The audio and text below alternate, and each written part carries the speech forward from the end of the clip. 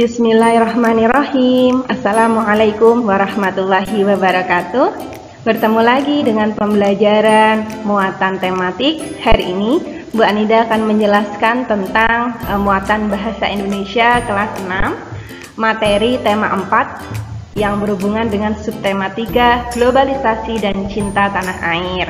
Sesuai dengan KD pembelajaran kita, bahasa Indonesia 3.2 tentang menggali teks eksplanasi dan juga 4.2 tentang menyajikan teks eksplanasi. Sebelum belajar, mari kita membuka dengan membaca basmalah bersama. Bismillahirrahmanirrahim. Mari lanjut ya ke materi. Pembelajaran pertama, anak-anakku yang salih dan salihah, kemarin kita sudah tahu tentang apa struktur teks eksplanasi yang meliputi ada 3 bagian. Yang pertama adalah pernyataan umum, kedua deret penjelas, dan juga kesimpulan.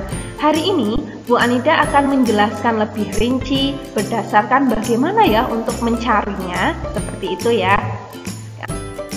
Kita lihat contoh teks eksplanasi berikut ini. Ada 3 paragraf. Yang pertama itu adalah paragraf pernyataan umum, kedua tentang deret penjelas, dan yang ketiga tentang kesimpulan. Kita akan mengidentifikasi ini satu per satu. Paragraf pertama atau awal. Paragraf pertama atau awal itu berisi tentang pernyataan umum dari topik masalah yang akan disajikan. Ini Bu Anida sudah ada tulisan teks eksplanasi paragraf pertama. Mari kita baca bersama-sama. Listrik memiliki peran penting di era globalisasi. Globalisasi terjadi karena perkembangan teknologi di berbagai bidang yang didukung oleh peran listrik sebagai sumber energi di dalamnya. Kehidupan warga dunia saat ini menjadi sangat dekat dengan listrik. Listrik menjadi bagian kehidupan dalam keseharian yang tidak terpisahkan. Sehingga saat arus listrik di rumah mendadak terputus, biasa kita sebut sebagai mati lampu. Kejadian tersebut menjadi hal yang cukup mengganggu. Faktor apakah yang menyebabkan hal tersebut terjadi? Dari paragraf ini, kita mengetahui peran listrik dan juga pentingnya listrik dalam kehidupan sehari-hari. Ketika listrik itu mati lampu, maka itu menjadi hal yang mengganggu. Itu disebut dengan topik masalah, ya, atau pernyataan umum dari topik masalah. Jadi di paragraf pertama ini, kalian hanya mencari sebuah topik masalahnya saja. Apa sih yang kira-kira akan dibahas? Begitu ya anak-anakku. Jadi yang di garis merah itu adalah pernyataan umum dari topik masalah yang akan disajikan pada paragraf-paragraf selanjutnya. Ini akan berhubungan dengan paragraf selanjutnya. Oke, paragraf kedua atau tengah. Paragraf kedua atau tengah berisi tentang deret penjelas, berisi fakta, pembuktian, proses dari masalah yang disajikan secara berurutan dan juga sistematis. Kita baca bersama. Perusahaan Listrik Negara atau PLN sebagai perusahaan negara yang mengurus bidang kelistrikan sesungguhnya juga tidak menyukai kejadian mati lampu apalagi padam dalam waktu yang cukup lama. Karena hal tersebut akan sangat mengganggu berjalannya proses pembangkit, transmisi, distribusi energi listrik. Faktor-faktor penyebab mati lampu antara lain adalah, nah disinilah kuncinya. Jadi di paragraf pertama itu kita sudah menemukan tentang topik masalahnya, yaitu apabila listrik mati lampu itu akan mengganggu. Di paragraf kedua ini kita harus menemukan deret penjelasnya, yaitu berkaitan dengan kalau listrik mati lampu itu sebabnya apa ya, dan bagaimana akibatnya.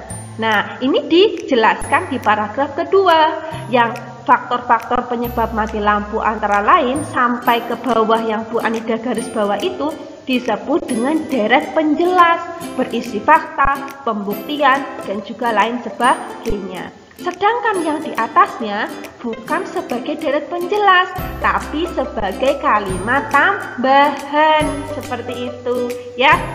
Semoga nanti kalian bisa paham. Ini bisa dibaca berulang-ulang, bisa di skip dulu untuk memahaminya. Ya, selanjutnya adalah paragraf atau paling akhir. Di paragraf ketiga atau paling akhir isinya simple, dikit banget nih. Nah, kita sebagai warga masyarakat pengguna listrik tentunya dapat membantu untuk mencegah terjadinya faktor luar untuk menghindari terjadinya mati lampu. Mari kita bersama-sama ikut menjaga keberadaan listrik di tengah kita. Pada paragraf ketiga ini kalian harus mencari kesimpulan dan juga pesan atau kesan penulis tentang topik tersebut. Bagaimana Bu cara mencari kesimpulan? Bacalah secara teliti tentang topik masalah yang sudah dijelaskan tadi. Kesimpulan di sini bisa seperti ini, bahwa listrik sangat dibutuhkan untuk menunjang atau kegiatan sehari-hari. Apabila listrik mati lampu maka akan mengganggu, atau bagaimana cara untuk menghindari terjadinya mati lampu dan lain sebagainya. Ini bisa kalian tuliskan menggunakan kata atau kalimat dari kalian sendiri, yang penting mencakup materi yang ada. Seperti itu ya. Untuk kesimpulan lebih mudah nih menurutnya Bu Anida. Oke? Materi pembelajaran ketiga, langkah-langkah melengkapi teks rumpang. Teks rumpang berarti ada bagian teks yang masih kosong. Kamu dapat melengkapi bagian tersebut dengan mengikuti langkah-langkah berikut. Pertama, bacalah teks yang ada dengan cermat. 2. Temukan topik atau permasalahan yang dibahas dalam teks tersebut. 3. Perhatikan sebelum dan sesudah bagian yang rumpang. 4. Lengkapilah bagian rumpang tersebut dengan menghubungkan bagian sebelum dan sesudahnya.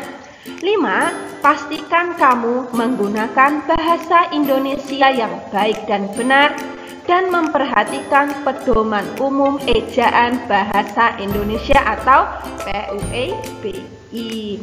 Apa sih Bu itu teks rumpang? Ini mudah sekali. Bu Anida ada contoh.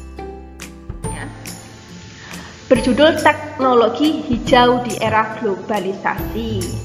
Nah, yang tanda merah ini, panah merah ini adalah teks rumpangnya ya, berisi titik-titik. Teknologi dan lingkungan merupakan dua hal penting dalam kegiatan manusia.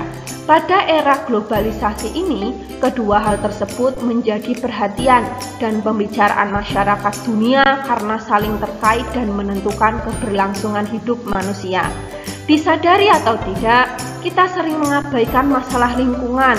Persoalan lingkungan akibat proses teknologi sudah menjadi masalah yang mendunia. Paragraf pertama. Paragraf keduanya, teknologi hijau adalah salah satu jawaban untuk permasalahan ini.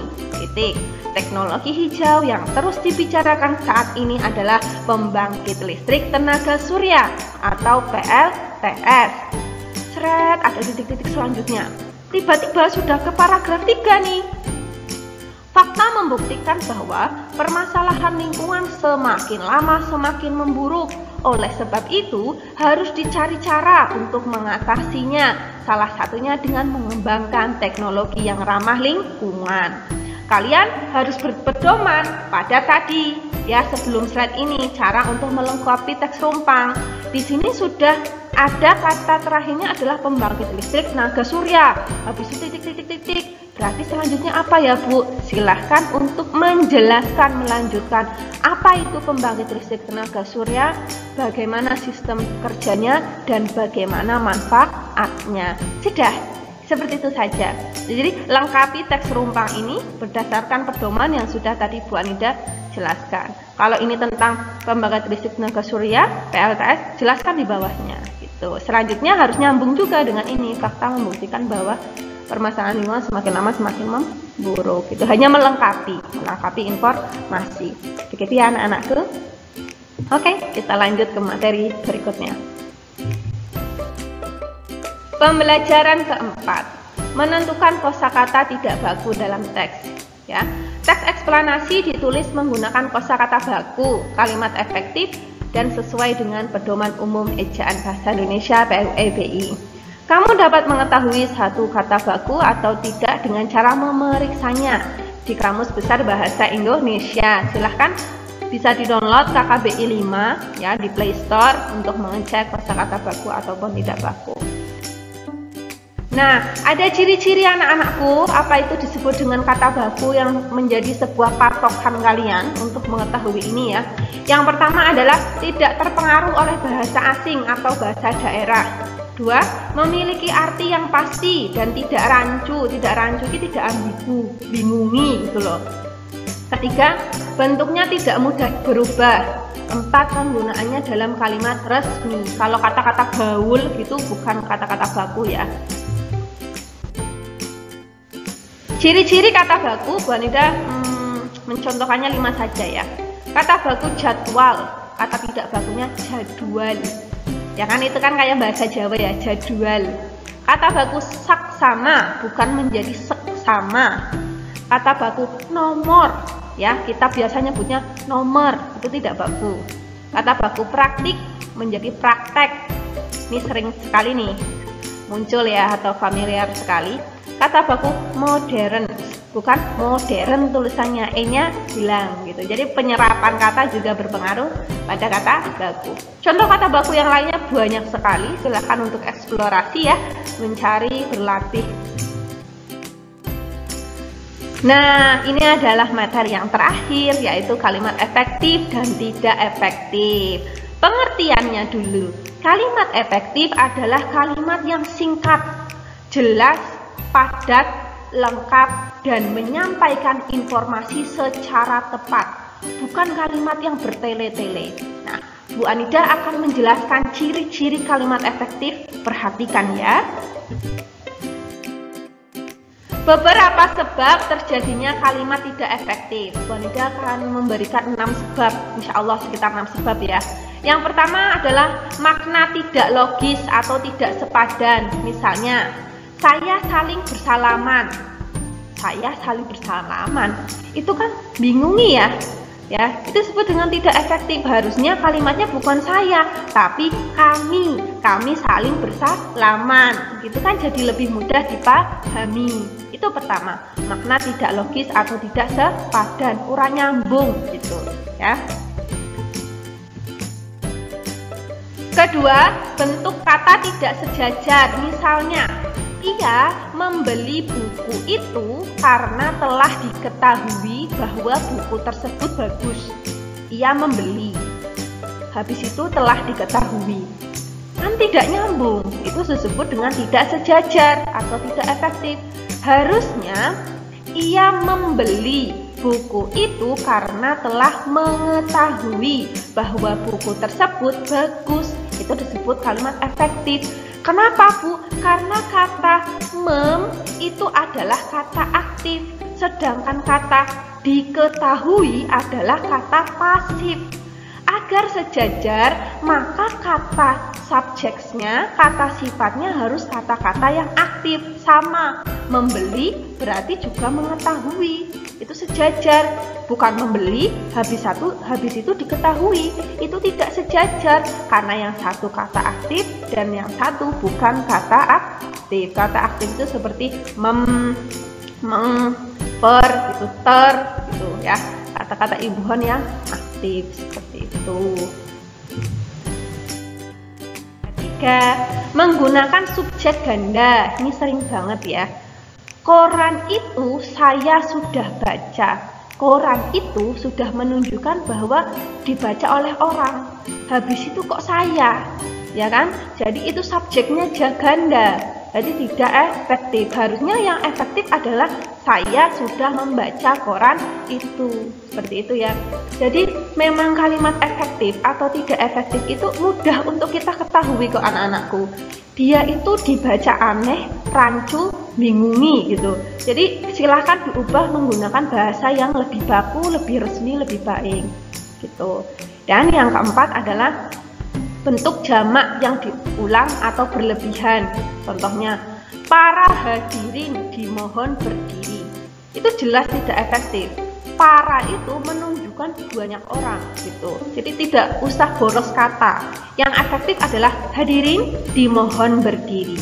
Seperti itu. Nah, Bu Anida ada kuis nih, yaitu para siswa-siswa silahkan istirahat.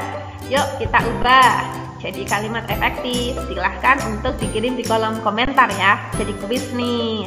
Harus bisa ya, udah contohkan loh. Selanjutnya,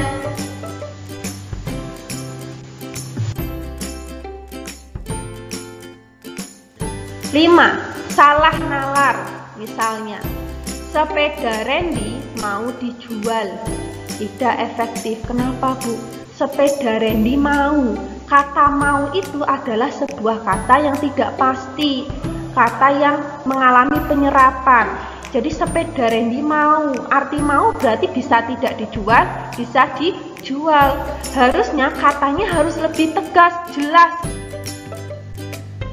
Bu Anida ulangi ya.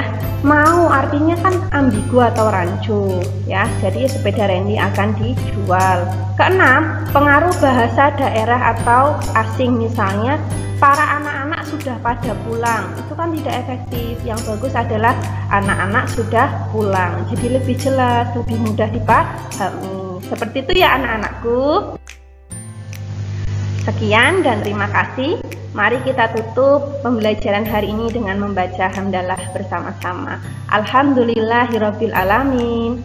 Sampai jumpa di lain waktu. Semangat. Wassalamualaikum warahmatullahi wabarakatuh.